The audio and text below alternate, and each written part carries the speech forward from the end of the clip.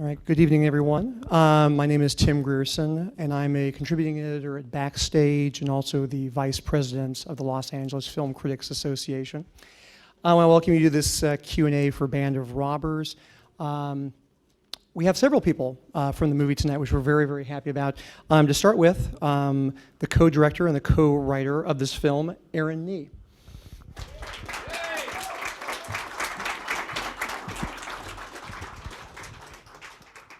One of our three co-stars, Beth Grant, is here.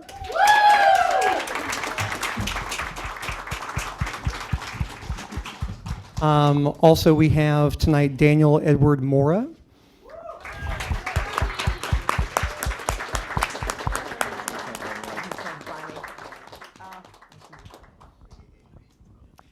And last but not least, Lee Garlington is with us tonight.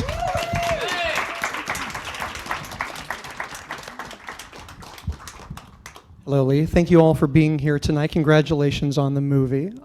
So the first thing I want to ask is to Aaron. In terms of the thought process of making this film, I read a couple of interviews where you and your brother Adam had talked about the fact that the film was initially inspired by a bad audition that Adam had. I want to hear that story and I have a couple of kind of follow-up questions from there. Could you talk a little bit about how a bad audition kind of led to the movie we just saw? Yeah. So when Adam was 21 and had just moved to New York to become a superstar actor, one of his first auditions was for an adaptation of The Adventures of Huckleberry Finn. And this was verbatim the book pretty much. So Huckleberry Finn was 13 and he was 6'3", 21-year-old. So he was off to a great start the moment he walked in the room. And then just to kind of top it off, he was really fixated on Martin Sheen's performance in Badlands at the time. And so he was sounding suspiciously like Kit Carruthers as this 21-year-old did 13-year-old Huck Finn. So needless to say, the audition was not the best audition experience that he ever had, and everybody's looking at him like, how did this guy get in here? And he leaves kind of tail between his legs, but as he's on the subway going back home, he starts imagining, what if Huck Finn was a grown-up? What if Tom was a grown-up? What if they were saying all these same things, kind of had the same childish ambitions, they just hadn't transitioned out of that yet? And that was the spark that got us talking about what would that be like. And it wasn't until some years later that we decided, let's turn this into a movie. Let's make something out of this. Because that's the thing I'm really curious about is, because the two of you work together and write and direct, how the division of labor works. One of you comes up with an idea and says, what if we made a movie about this? Is that a tough process in terms of, do you guys have plenty of ideas you're throwing around all the time, or how does that work with like this idea specifically? I think maybe the biggest problem of there being two of us is that we all have more ideas than we could make in a lifetime, and so we're always getting an email or a text from one of the others saying, what if?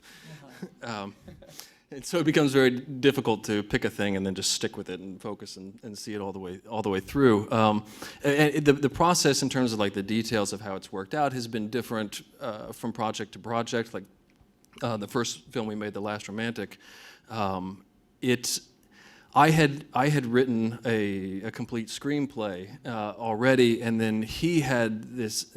It was one that I wasn't thrilled with. It just kind of, there were pieces of it that I really liked, and then he had this other thing that he called me up one day and he said, I've got this scene, I want to send it over to you, and it was just kind of a vignette that gives you a picture of this character, and we started talking, and very quickly we started realizing there's a lot of overlap between what he's thinking about and what I had already written, and so that became now just like a passing these ideas back and forth until we had put something together. And there have been other projects where it really is just us sitting in a room, just talking back, pitching things back and forth to each other, and it evolves, and then the next day we come back and work on it some more, and then just meet every day and talk it through, and then by the end of the day, somebody sits down and types up what we talked about. Band of Robbers was much more of something where this was that idea that he had, back when he was 21, and when we decided let's make this into a feature, he had already written a TV pilot idea with it. So there was already that starting piece that we were working off of. And my role became more figuring out what's the shape of this going to be for a feature, and working on more of those kind of that core story elements and the structure of it, and then he went back to writing it out. And so in that respect, there was a little bit more of a division of labor than on some projects where we're both doing the same thing, just kind of passing it back and forth. And this is actually one of the questions from the audience that I also had, which is there any sort of, because with a lot of adaptations, you have to get book rights and things like that. Are Mark Twain's, are these in the public domain? How does that work in terms of being able to make them? Yeah, so that makes life a lot easier. Yeah. And because I'm also curious from the sort of this kernel of this idea of what if these guys were older? Was the idea always, let's take both Tom Sawyer and Huckleberry Finn, both of these books, and try and sort of interweave those stories into this, or did that kind of come later in the process? Very early on, it was Band of Robbers. And so within the first couple of chapters of The Adventures of Huckleberry Finn, Tom Sawyer calls his buddies together in a cave and says, I'm forming this band of robbers. And that speech in that moment was very much the jumping off point. Like, that was the thing that from the beginning we knew that's going to be a major element. It's going to be putting the band of robbers together, just like Tom does in the books. And so that did a lot to shape, the Adventures of Huckleberry Finn. Tom's out of the picture pretty early on and for a good chunk of the book. And so we knew that that's not what we were going to do with this. We weren't going to have him form the band and then just not see him. And so we knew that we were going to have to be pulling from both books. And wanted to, frankly. There was the hard part was deciding which things from the two books were we going to leave out, because they're just chock full of these great vignettes and great characters. Beth, I'm curious, when this script comes to you, is it a script? Does someone say, these two guys, these filmmakers, are going to make this thing with Huckleberry Finn and Tom Sawyer? How does this come into your life? Well, that cute little Matthew Gray Goobler texted me. And I had seen their first film, and I knew Matthew was a huge fan and a friend, and so I really said yes before I read the script, to be honest. But then I did read it and loved it so much, and I watching the movie, I just get so tickled when I can remember from the book, It's just this warm little feeling like, oh, that's so, but it really, you don't have to have read the books to understand the movie and to love it. My daughter's never read the books, and she's a huge fan of the film. So, but anyway, so I love the script on its own merit, separate from the original books. And the character that you play, I'm curious. Well, first of all, because you have worked with so many different directors over the years, when you're working with relatively younger filmmakers, is there something that you're looking for specifically in terms of thinking, I can work with these people, I trust these people? Other than good looks? Other than good looks, anything else? They passed that test very quickly. No, their spirit is so wonderful. I mean, they're just such great human beings, and he's a wonderful family man and has darling children, and Adam's just so sweet, and Matthew's just crazy and an angel. Matthew had directed me on Criminal Minds, where I played the most evil human being I have ever played in my life. She was a kidnapper, pedophile, child murderer. I mean, and he taught me into doing that. He said, oh, it's a Grimm's fairy tale. It's a cautionary tale. But, I do so much appreciate and love the spirit of new filmmakers. And these guys particularly, though, are just so classy and good people, and the way they work together is great because they each give you kind of little suggestions here and there, but they're never defensive with each other, and they're always on the same page, and they're going toward the same goal. You feel very strongly that they have a united vision, so it makes it really just so much fun. And they let us improvise a little bit, which I love to do, and I got kind of dirty a little. With Kyle in the closet. I mean, But there was just a great attitude on the set, and Rick Rosenthal, one of the producers, and I had known each other many years ago, so we had a great reunion. It was just fun. The thing that's great about these low-budget movies, and I know all of you know this, but it's all for one and one for all. You know, there's no fancy long trailer, and you're not hiding out. In fact, you don't want to be in the honey wagon. You know, you want to be out at the table with everybody else, and so you really get to know the crew. And I thought our DP. Noah Rosenthal was just so fantastic, and he was so sweet and kind, and it was just a wonderful humor and disposition on the whole set. I just loved it. And for you, Daniel, did you know these filmmakers before this script came your way? I just showed up and read. Actually, I read for Packard, and he says, "You want to take a look at this one? You need a couple minutes." And I did, and I came back, and I guess he loved it. You know, but I was very apprehensive about working with two directors because I had a really bad experience, a theater production, and they almost wound up, beating each other up physically. But it was like she said, it was remarkable to I would just sit back sometimes and watch them, and it's like they almost shared the same mind. You never knew when one started and the other one took over. So, at times I didn't know who was directing me because it was always that one set of two halves of that one director, which was great. So my trauma's gone. Wasn't he just great in the movie? Oh my God! All of you were.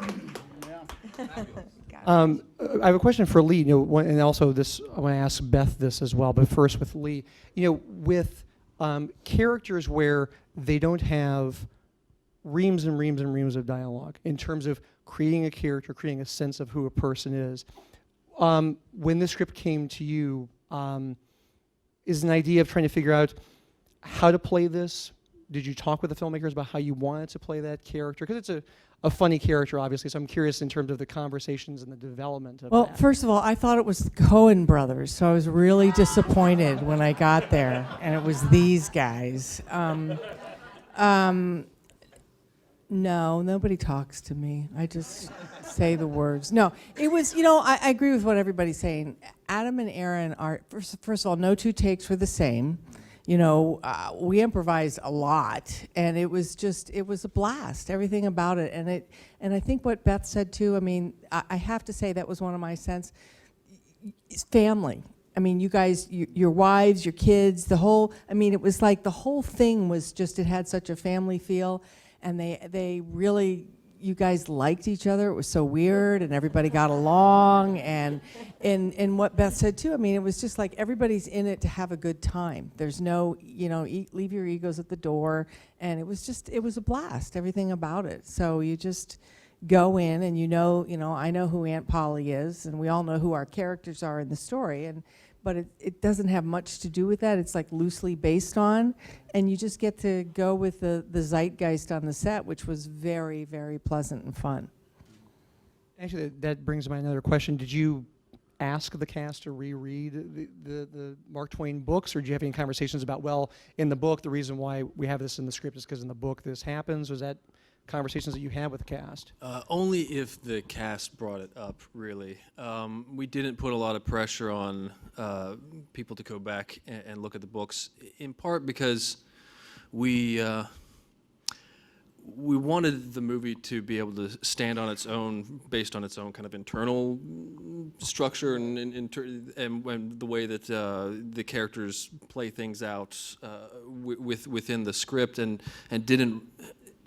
While we wanted to honor those books and stay true to those books, and in the initial writing of it, pull in the things that were the essences that really inspired us, it also needed to be able to be its own thing and stand outside of the books. Like, people needed to be able to have never read the books and the movie still makes sense, which it can be a tricky thing in that when you've got all this context of the books that you're making your decisions based on, you can lose track of, did we actually earn that within the movie? Right. Did we set that up within the movie, or is that just because I remember it in the book?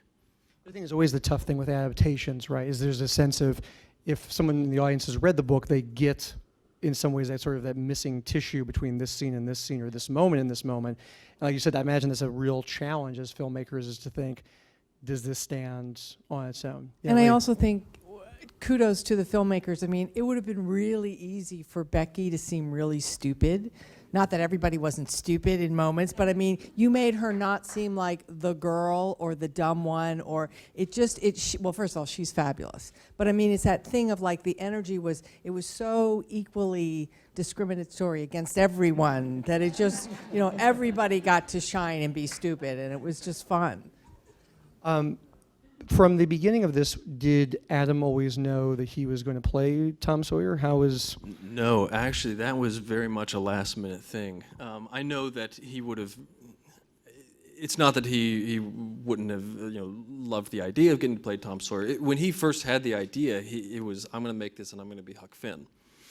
Was what he was thinking. And then between getting that idea and making our first movie and doing some TV stuff and things like that, a lot of naivete was stamped out of us. And we started becoming a lot more pragmatic about what you can get away with and what the implications are of putting the director as the lead of the film. And so when we started writing this as a feature, it was already out of the question. He's not... He's maybe going to be one of the supporting characters, but maybe not even that. And once we started casting, we weren't considering him for any of the parts. And we looked at a lot of people for Tom Sawyer. But Adam just did the best audition, right? He actually did. We put him on tape. Because as we're doing all these auditions, and we saw great guys who were really talented actors, but one thing that was becoming really clear to me is the voice of Tom Sawyer was such a peculiar one, and I knew Adam knew exactly what it was we were trying to do with that. I knew that he understood it, and that it just felt like this is the right choice for the movie. It might not be the right choice for the poster. And so we put him on tape, and I kind of went hat in hand to the producers, the financiers, and said, guys, I really was wondering if maybe we could consider, like, if you would think about if you could take a look at this tape that I made.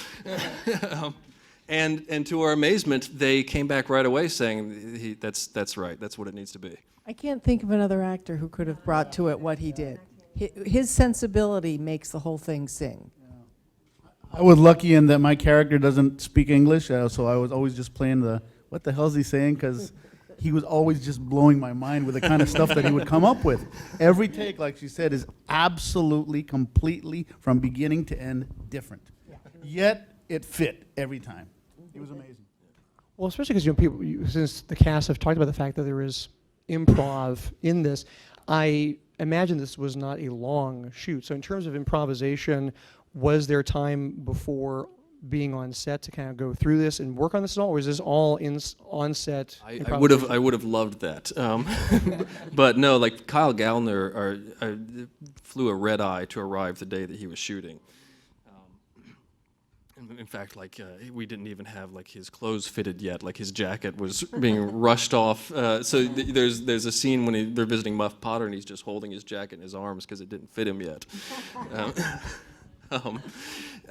So we didn't have any time for that. The improvisation, it's not like we were re-exploring the scene. It was looking for different flavors within, really, I feel like more the nuances of the scene, and because we didn't have a lot of time. We did initially. I think our line producer brought us back something that was like a 20-day shoot or something like that, and we pushed real hard and got it to 24 because we knew a movie like this, which has, I think it's something like 30 plus locations, and I mean that alone meant we needed days. We had to have time, or the project was going to be a failure, and so that became a priority in figuring this budget out. That we had to buy days. And this is also another question that someone in the audience had that I wanted to ask you. You've kind of touched on it right now. So you have 24 days. You're improvising. You ask the producer, can one of the filmmakers be one of the stars of the movie? It sounds like you had generous people, sympathetic people, people on your side. Were there any sort of just obstacles in terms of finishing this film, even in 24 days? How hard was that? It was really hard because it was a dumb idea to try and make this in that time. And the only reason we pulled it off, I think, is just that wonderful luck of getting the right team together, which is something that we knew is also what this is going to stand or fall on, is can we get the right people behind it. Casting is so intimidating because you have, the dream team like sitting here with me that you hope you can get, but it's not in your hands, it's not in your control, and you can't throw enough money around to make it enticing. It really just becomes, will they like it? Will they look at this script? Will it feel like something they want to do? Will it fit with their schedule? Can we get the script past the agent? But the same thing goes for like pulling the crew together and stuff like that. Like, nobody was getting paid what they were worth, and so you really had to have the good fortune of finding those really talented people who believe in the project. Because nobody's going to come there for the payday, and anybody who is there needs to want to be there because it's going to be hard. Like, we're going to be asking everybody to do too much, and we were so lucky in that. From the financiers all the way to the people serving food and doing craft services, it was just a great group of people. Daniel, you actually talked about this a little bit, but I wanted to ask more about it. In terms of your performance, like you said, it's not a dialogue-heavy sort of performance. It's almost more in your eyes, I feel like, in a lot of ways. And I'm curious in terms of creating this character who is not based on anybody from the books. Well, he's loosely our Jim character. Right. Yeah. So before I ask you about that, though, in terms of creating the character, Daniel, I'd be curious to know in terms of how you thought of him, how you played him, what the thought process was. Well, for the most part, Aaron kept me focused because it was always all about the family. And since I've been married and have kids, now how you relate to every character has changed for me. I think of everything in terms of that. So everything to me is life and death now, because it's that vital. And he always just kept me focused, which was great.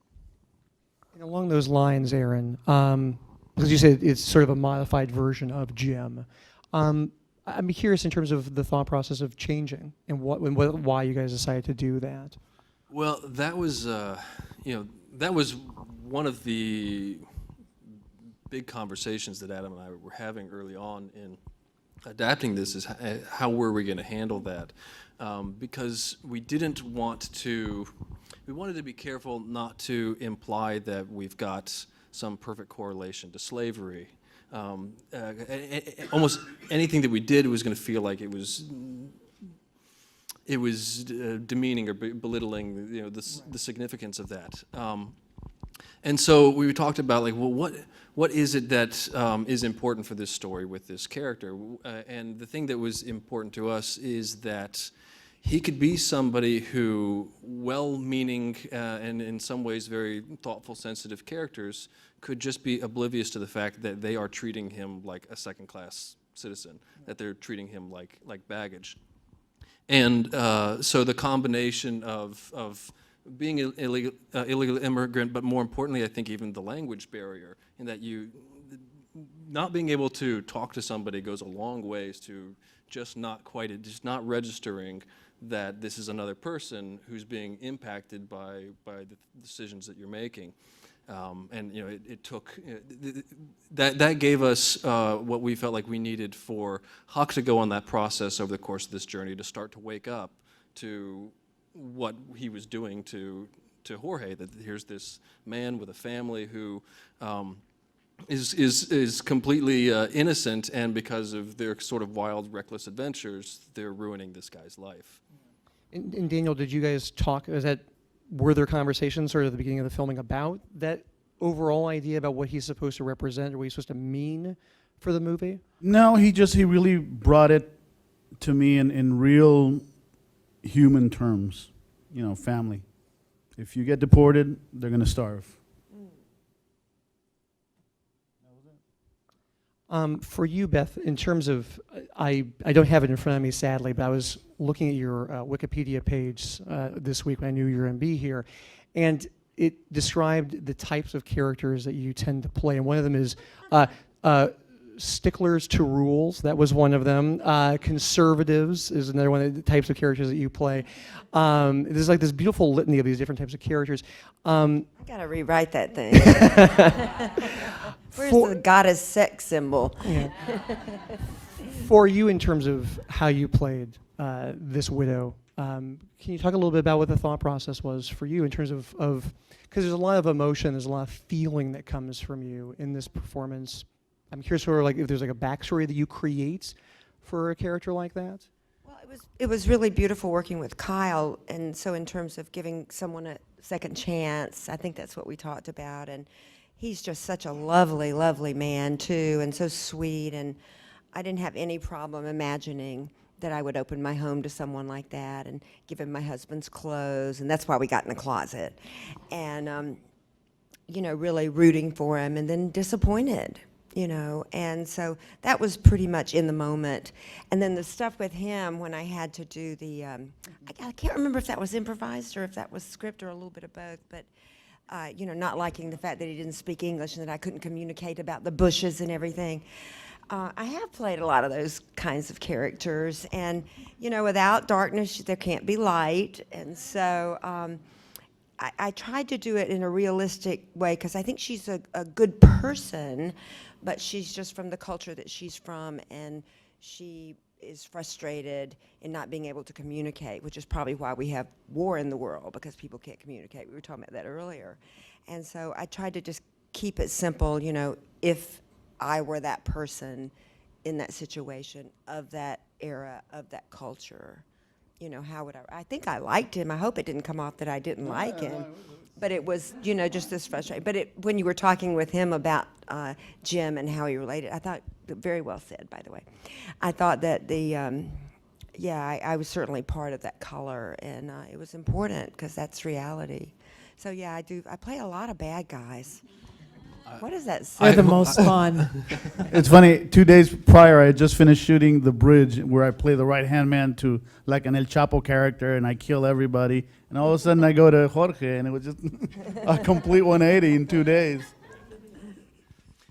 Something I wanted to add to that, you know, with characters like Beth's character, or Lee's too, who's the you know the lieutenant who's in some ways in an antagonist position. But one thing that was important to Adam and I for both of those roles is that we didn't want it to be approached with the mindset of these are antagonists, because we didn't think of them that way. And frankly, I feel like in most cases I don't like it when any character in a movie is approached as an antagonist. Like, everybody needs to have their justification and good intentions, and I think, you know, Lieutenant Polly is putting up with a lot. Just like, clearly she's being very generous that Tom is still around, and that in our mind there was, even though she's kind of given him a hard time when we first meet them, that in our mind this is somebody who cares about Tom and has a certain tenderness for him and wants him to doing better and succeed. And the same thing with the widow Douglas. This is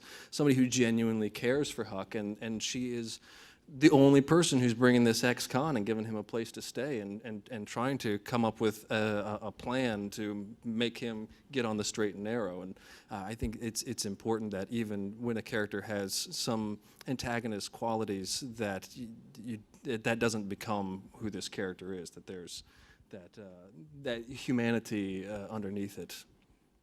Lee, does that seem pretty accurate in terms of how you No, how you I felt w- about that? About I your was character? a stone cold bitch. I don't care what anybody says. I hated it. No. Yeah, it was just, you know, I saw it sort of as furthering, my character furthered the plot. So that was, you know, I was an informational character, which is fine. Aaron, in terms of casting, I imagine that a casting director for a movie like this John is McAllery. incredibly important. So I'd love to know. Hey, John. Talk a little bit about John. Do you guys have a relationship before with John, or how did that come We did about? not. We met John through this project, and actually through Terry Taylor, who, when we first were looking at making this, we were working with Terry, and then things changed with her when it finally got to the point that we were ready to get going on it. And so she told us about John, and we met with him and just felt like, yeah, he gets it. Like in our conversation, we felt like he understands what we're looking for and what the flavor is that we're trying to accomplish with this movie, which said a lot because not everybody did who saw the script. I think a lot of people didn't. It became real clear after talking for a moment that they didn't see what it is that we were looking to do with this. And one of the things that we didn't know and we just hoped is how good he was at not only coming up with great suggestions on who we should be reaching out to, but overcoming that hurdle that guys like Adam and I face who, when people call up and say, hey, Adam and Aaron Nee are making a movie, nobody's like, I got to return that call. And getting people to return that call, that took a lot of craft on his part. I don't take that for granted. And he did a fantastic job in that respect as well.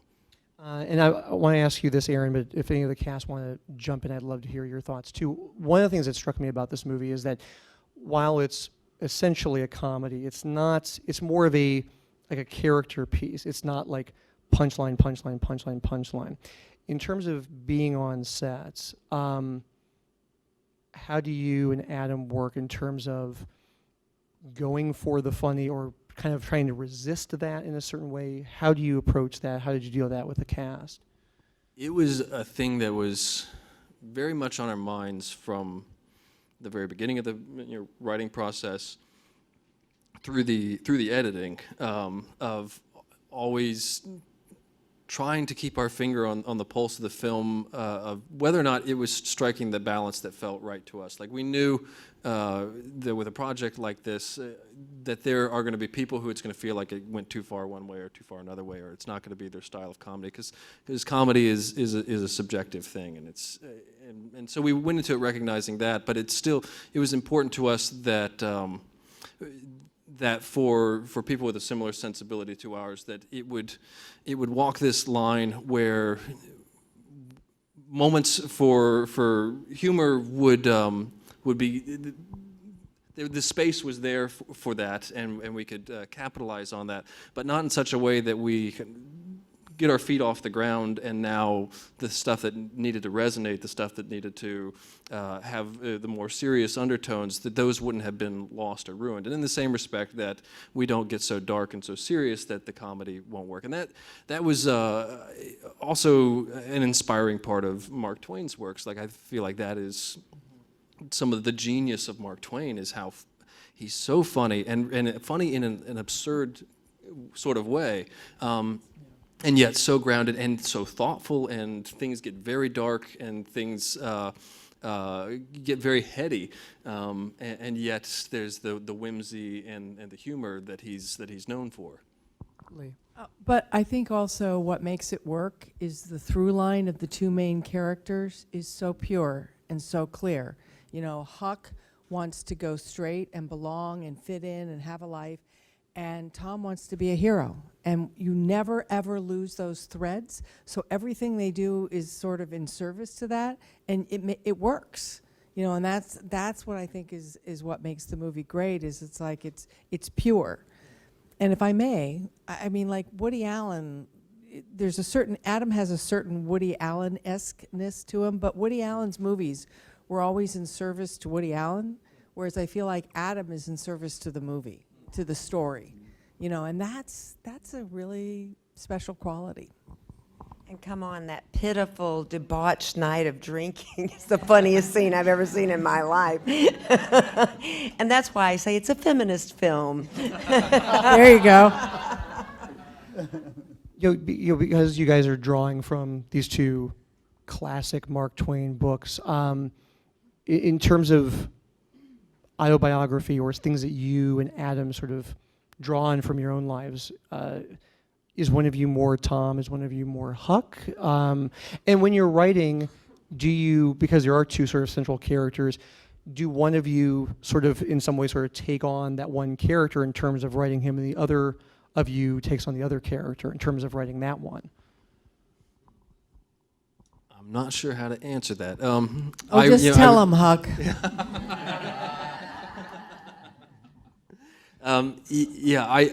In terms of writing the characters, I don't want to take more credit than I should. Adam had a very strong hand in that, for sure. I think maybe in our day-to-day life, Adam is definitely the bigger. He's Tom. Show-stopping personality, and I tag along. With a movie like this that doesn't have big stars, and because you said it's sort of a low budget sort of thing, it's shot in 24 days, how difficult is this to make these days? Because it seems like it's only getting harder and harder and harder. And we talked about it a little bit tonight, but I'm just curious in terms of, you had said before, earlier in the conversation about you guys kind of had the naivete kicked out of you and you became more pragmatic. In terms of other sort of decisions creatively or whatever with this film, from working on Last Romantic and the years since then, did other things change in terms of, well, we can't do this, or we can't do this type of movie, or this type of movie might be easier for us to make? I'm curious how those sort of practicalities sort of enter into the decisions. Yeah, one thing that it's an ongoing learning process is trying not to limit ourselves before we need to be, and not be afraid to ask for too much, but also not derail things because there's something that you think you just have to have, and so you're going to fight to the death to get that thing, and you just destroy the project over something that you didn't really need. You could have created your way out of it.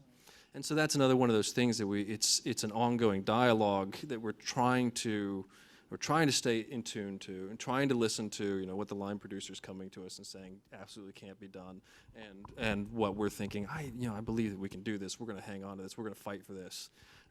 And then those other things where you realize, oh no, this is not a thing that we should be fighting for. Instead, we should be putting our heads together and writing a new solution. And so it varied from moment to moment. But I think experience teaches you those types of things. And I'm sure with our next project we won't have to make those kind of decisions again. You had said earlier about that John, your casting director, got it, and that earlier people hadn't gotten it. Was it simply the style of the comedy, or what was it that they were not getting in terms of what you guys had written and what you wanted this movie to be? I think one of the things that was a real litmus test for if people were understanding what we were trying to do with this is that balancing act between this being a comedy and not being a comedy, being a grounded film. And we didn't approach it so much with the mindset that we're writing a comedy, but we're aware that we wanted it to be very funny. And so there would be ideas that were coming our way, or you would be hearing things in terms of not just with casting, but with as we were interviewing people for different department heads and stuff like that, that you would realize, oh, they're thinking this is going to be I don't know, pick your favorite broad comedy, or would see it as as a much darker thing, and we're latched onto, oh, it's a crime action thriller, and that's what it was, and put it into that category and all the things that you expect to see with that category, and so the way that we were trying to weave those things together and balance them was something that we were trying to be very sensitive as we were putting our team together, that it was people who could grab onto that same vision. But it wasn't nearly as funny as The Martian, for instance. Oh, Lee, don't. I mean, for someone who'd never seen a Coen Brothers movie, how would you explain the tone of a Coen Brothers movie? Well, and of course, because you've worked with them, I'm curious about also in terms of working with two directors, and again, like you were just bringing up, this idea of that there's not a set, that this movie doesn't have a set style or kind of emotional kind of palette. It kind of moves around, it shifts as it sort of goes, as it goes along. And in terms of shooting this at all chronologically, were you able to even do that in 24 days, or did you have to kind of jump around? Because especially it seemed like because of the juggling of the different tones and different type of moods in this, if you had the luxury of being able to go from beginning to end, that would have been great, but I imagine you weren't able to do that. It was a scheduling nightmare because we had Hannibal Buress. We had to fly in 3 times to accommodate his schedule. Matthew was on his TV show. Eric Christian Olsen was on his TV show.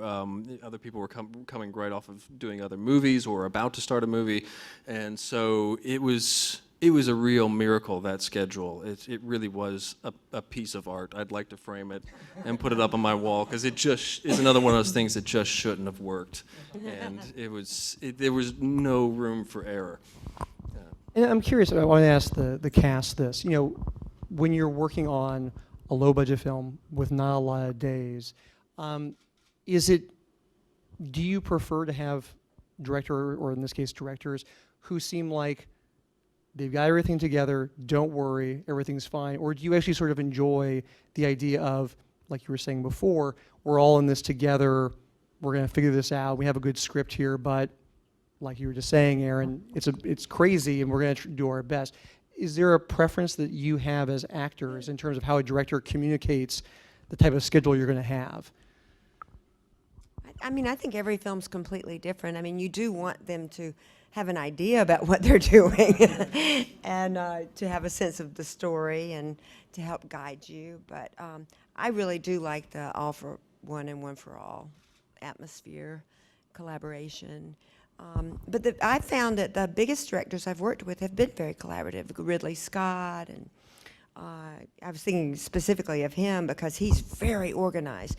He has a rehearsal. He shows you every shot, where the camera's going to be, the angle it's going to be. I mean, it's very specific. But once you're on the set, he's completely flexible, and you can tell him, you know, maybe make a suggestion. He might try it your way.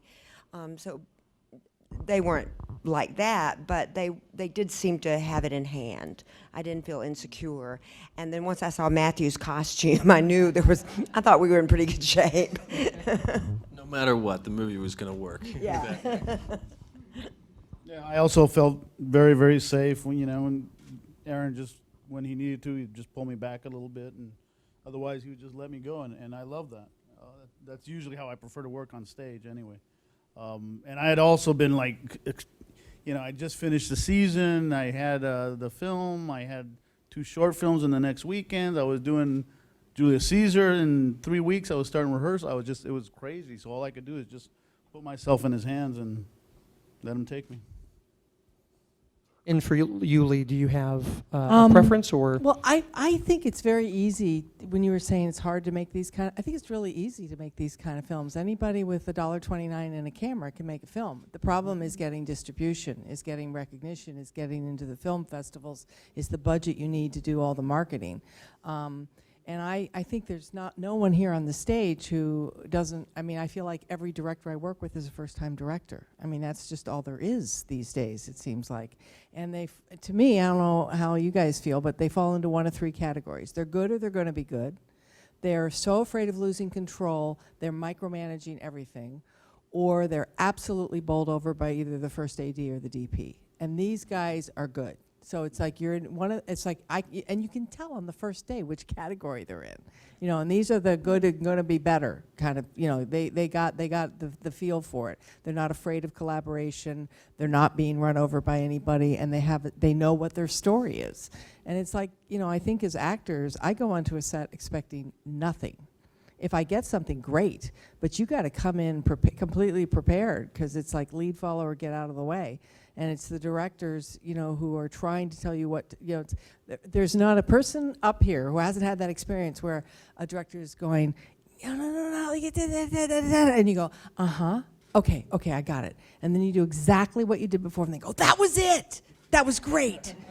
So it's that thing of like, I'm with horror, I like the, they know when to, it's either louder, faster, funnier, or bring it down. That's really the bottom line.